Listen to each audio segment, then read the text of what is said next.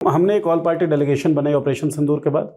हम पूरे दुनिया भर के देशों को ये समझाना चाह रहे थे कि पाकिस्तान जो है एक टेरर स्टेट है भाई, वो हमारे लैंड पे टेरर एक्टिविटी करवा रहा है। हमारा डेलीगेशन, हमारे जब ऑल पार्टी डेलीगेशन के लोग विदेशों में घूम रहे थे, उसी दौरान यूनाइटेड नेशन के सिक्योरिटी काउंसिल के काउंटर टेररिज्म डिपार्टमेंट का डिप्टी चेयर पाकिस्तान को बना दिया, सैंक्शंस का चेयर पाकिस्तान को बना दिया जाता है। क्या पाकिस्तान की स्थिति फिलहाल इंटरनेशनल प्लेटफॉर्म पर भारत से मजबूत हो रही है? मैं कहता हूं कि नरेंद्र मोदी मूर्ख है। ये सब इनकी जरूरत क्या थी? जब आप चले गए थे पाकिस्तान के अंदर, आप जाकर के बलूचिस्तान को अलग करना चाहिए था।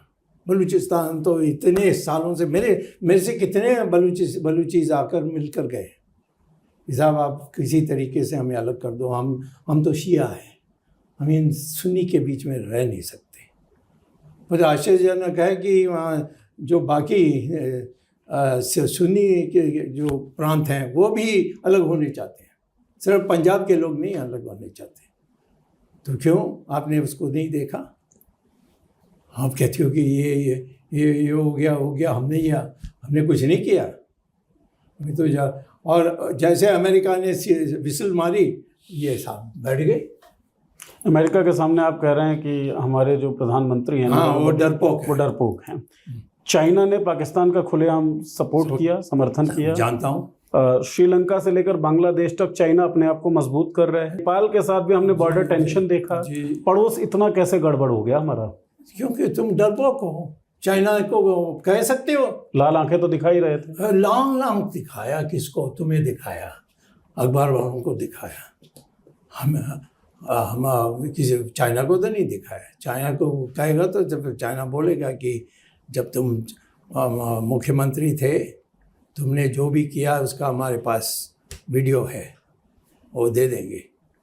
आप जानते नहीं हैं कि हम कितने निकट थे चाइना के, क्योंकि मैं चाइना बोलता हूँ, चाइनीज प्रोफेसर रहा हूँ। आपको पीएचडी का वो? हाँ, मेरे पीएचडी भी थी। और भी ये है कि वहाँ के स्टूडेंट्स जो हार्वर्ड में आते थे वो मेरे नीचे काम किया और फिर वहाँ जाकर के सरकार में बड़े पद पा की। तो मैं 16 बार चाइना होकर आया। जिस दिन इन्होंने पार किया, उस दिन मैंने चाइनीज़ की जो मुखिया है उसको कहा कि वह how can you do this, ये आपने कैसा कर दिया? तो उन्होंने कहा कि कोई आपत्ति तो आपके गवर्नमेंट से तो नहीं आ रही है। वहाँ से क्यों नहीं आपत्ति आती है? वहाँ क्या लालच? क्योंकि ये इसके बारे में उनके पास इतने बड़ी दस्तावेज है। चाइना के पास?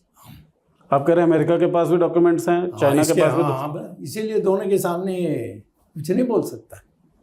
कहता युद्ध विराम, हाँ भाई युद्ध विराम, दोनों बैठ गए। क्या बैठना पाकिस्तान के साथ? हम तो अपने को चाइना और अमेरिका के संबंध समझते थे, अब तो हमारे नाम ही नहीं लेते। अब तो चाइना और अमेरिका बस इक्विवेलेंस में कहीं रहे ही नहीं, हम पिछड़ गए। नहीं, बिल्कुल, सिर्फ तुम लोगों को दबाने में मोदी बहुत है। थोड़ी सी बात अर्थव्यवस्था की कर लेते हैं, क्योंकि चौथी सबसे बड़ी अर्थव्यवस्था के हेडलाइंस बन गए सर। लेकिन हॉटमेल का संस्थापक ये कहता है कि आंकड़े फर्जी हैं। ऑक्सफैम की रिपोर्ट ये बताती है कि हमारी जितनी भी कैपिटल है, जितना भी पूंजी है, जितना भी इनकम है, वो कंसोलिडेटेड है, कॉन्सेंट्रेटेड है कुछ % लोगों के बीच। तो हम क्रॉनिक कैपिटलिज्म की तरफ बढ़ रहे हैं, इनइक्वालिटी बढ़ती चली जा रही है। एक तरफ आप कहते हैं कि 25 करोड़ लोगों को हमने पॉवर्टी लाइन से उठाकर बाहर निकाल दिया, दूसरी तरफ आप कहते हैं कि जो 80 करोड़ लोग हैं उनको हम राशन दे रहे हैं। तो क्या झोल है ये? आपको हिम्मत है तो गवर्नमेंट के किसी इकोनॉमिस्ट को कहो मेरे से डिबेट करें और आप उसका अंपायर बनिए। सब झूठ है। आलू है और प्याज है, इन दोनों को एक करना है उत्पादन, तो कहीं ना कहीं एक नियम होना चाहिए। जैसे रुपीज़ में करना है तो दोनों को रुपए में कितने रुपए हैं, 1 किलो आलू और 1 किलो प्याज, उसको जोड़ने के लिए, तो उसमें बहुत कुछ को गर्म कर सकते हैं आप फॉर्मूलाज में ही। परंतु इकोनॉमिक थियोरी में बताया गया कि किस तरीके से इसको अवॉइड करना है, वो इन्होंने नहीं किया है। लॉन्ग रन में क्या मैं मैं आज की प्राइस पर प्रोडक्शन को करूं और उसको कंपेयर करूं 10 साल के पहले या 5 साल के पहले या 1 साल के पहले, तो इन्फ्लेशन ही बढ़ा देगा आपका, और लोग जानते नहीं हैं। टेक्निकल पहलू है, आम लोग कहाँ से जानेंगे। Exactly. पर आम लोग तो वैसे ही राम मंदिर के नारों में दब गए। और हाँ, और निर्मला सीतारमण तो नाच गाना औरत है, तो उसको क्या पता है। क्या इम्पैक्ट पड़ सकता है सर लॉन्ग रन में? लॉन्ग रन में यही होगा जो रशिया में हुआ, अब सोवियत यूनियन में, श्रीलंका, सडनली पब्लिक। श्रीलंका में कम हुआ, वो तो दूसरे कारण से हुआ। वहाँ वो नक्सलाइट्स, उसको LTT कहते हैं, उनके कारण उथल पुथल हुआ।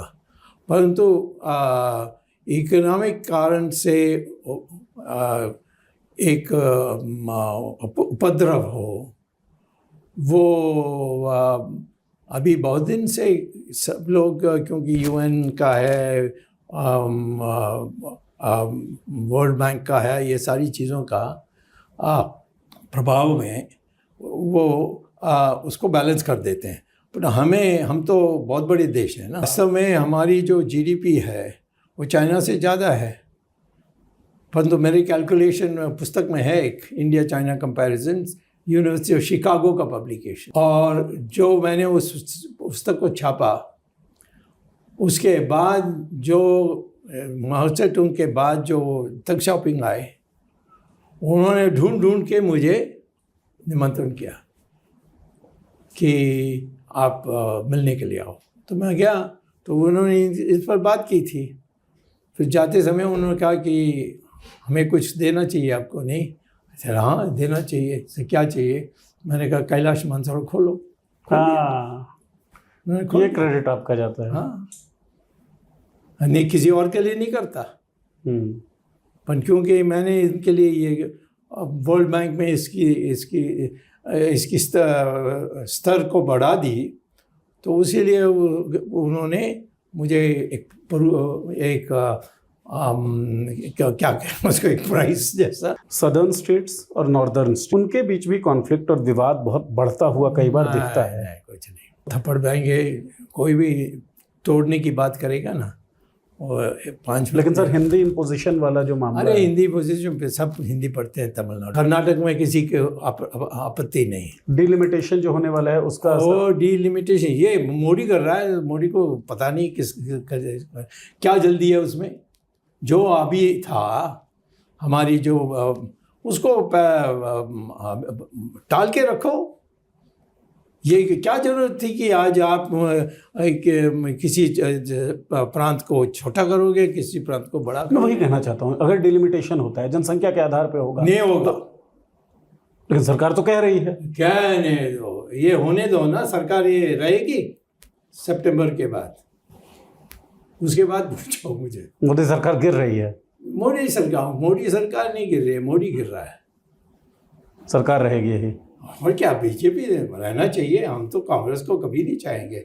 ये राहुल गांधी, इसका तो सिटीजनशिप ब्रिटिश है, मैंने दे दिया सुप्रीम कोर्ट में, हाई कोर्ट में, और मोदी उसको बचा रहा है।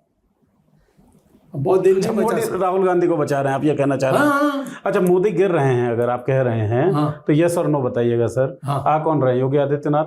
नहीं, अमित शाह, कोई कहीं नहीं। नितिन गडकरी? मैं नहीं कहूँगा एक को दुखी करूँगा और एक को सुखी करूँगा, ये ऐसा नहीं। सितंबर में तो अल्टीमेट खुशियां तो होने दो ना, हो जाएगा। मुझे क्यों, ये मेरा कोई यानी मेरे ऊपर कोई दायित्व नहीं है इसमें।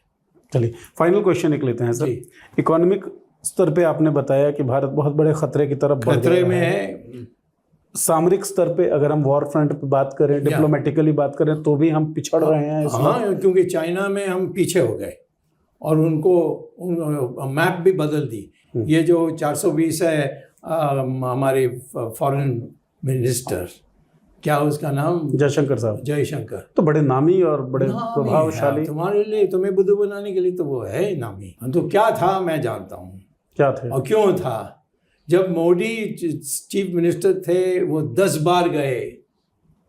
जब चीफ मिनिस्टर रहे 9 साल और 10 बार चाइना होकर आए, और मैंने चाइना जब मैं गया तो पूछा ये किसके लिए आया, तो क्या हमें नहीं पता। वो कहते हैं आएगा, तो चीफ मिनिस्टर आ रहा, तो बात यह है कि और कुछ ऐश और आराम के लिए आए थे और इसने अरेंजमेंट किया था, उसका वही और कोई कैलकुलेशन नहीं है। गुजरात के मुख्यमंत्री हाँ चाइना गए ऐशो आराम के लिए, हाँ। जिसका बंदोबस्त जयशंकर ने किया। हाँ गुजरात के वो मुख्यमंत्री प्रधानमंत्री बनते हैं, हाँ, जयशंकर को विदेश मंत्री बनाते हैं, तो ऐशो आराम की वजह से मैं नहीं जानता नहीं, और हो सकता है कि धन्यवाद देने के लिए, मोबिलाइज करने के लिए, मतलब जैसे आपके लिए कैलाश मानसरोवर खोला चीन ने, वैसे उस ऐशो आराम के लिए विदेश मंत्रालय मिल गया।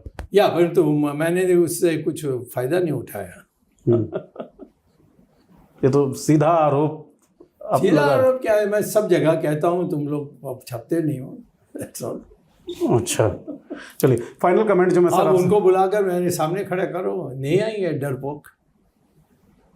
चलिए हम कोशिश जरूर करेंगे, और हम आपसे भी चाहेंगे कि कोई ना, जो आपने पहले भी मुझे कहा नहीं, कि आप- कोई आर्थिक मामलों का जानकार बीजेपी का व्यक्ति हाँ आता है आपसे डिबेट करने के नहीं लिए। नहीं, वो नहीं आएगा, और क्या उसको बुलाना भी ठीक नहीं है, क्योंकि वो जानता है कि मेरा जो क्या कहते हैं, मेरी जो स्वीकृति जो है आरएसएस में, उस कारण से कोई आरएसएस का आएगा नहीं।